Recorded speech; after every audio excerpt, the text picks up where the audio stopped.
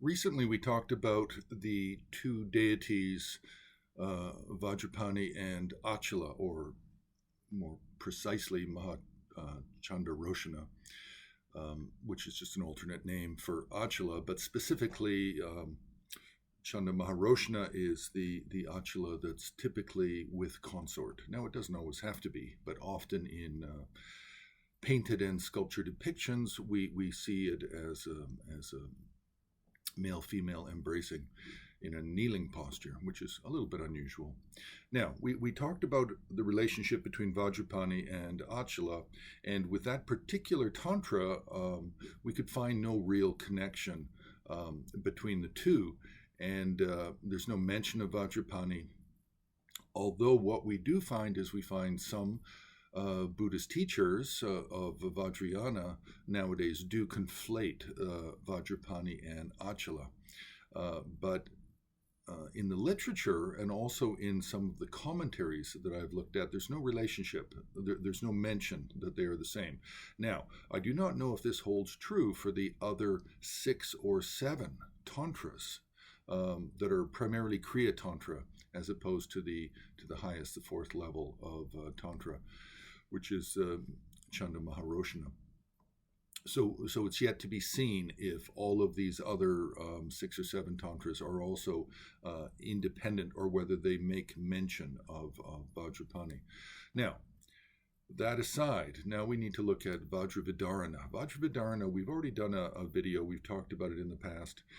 Vajravidarana can be peaceful, semi-peaceful, semi-wrathful, or wrathful in appearance, with 3 body colors: white for the peaceful, green for the semi-peaceful, wrathful, and blue for the wrathful form.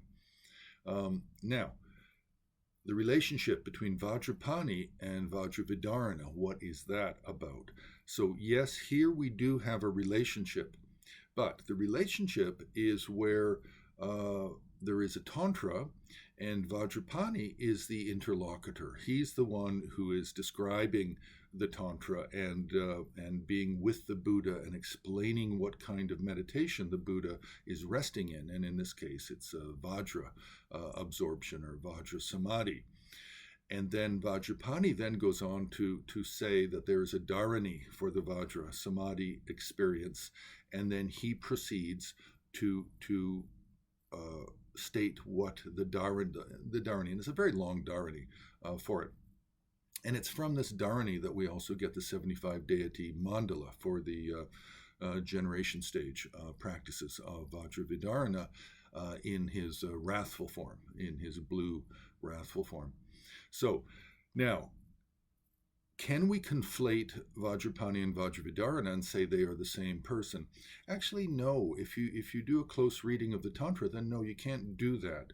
The form and figures of representing Vajravidarana, the white, green, and blue wrathful, they're based on a personification of the dharani mantra, the syllable formula for Vajravidarana, and Vajrapani is merely saying it, stating what it is. So yes, we can say there's a relationship, that the Vajravidarana dharani comes from Vajrapani based on the experience of the Vajra absorption of the Buddha, but we can't necessarily say that Vajravidarana is an emanation or a form of Vajrapani. That would be a bit of a stretch. I do recognize, though, that some teachers nowadays, they conflate a lot of these deities into one, and that's fine. Different traditions have different ways of doing things, but textually, I think it would be at this time it would be incorrect until we find some authoritative commentary which clearly states that it's meant that Vajrapani and Vajravidarana are identical, but we're not really quite there yet. So we'll leave it be. You can press like, you can subscribe, you can join HAR on Patreon, and you can also make a donation to Himalayan Art Resources.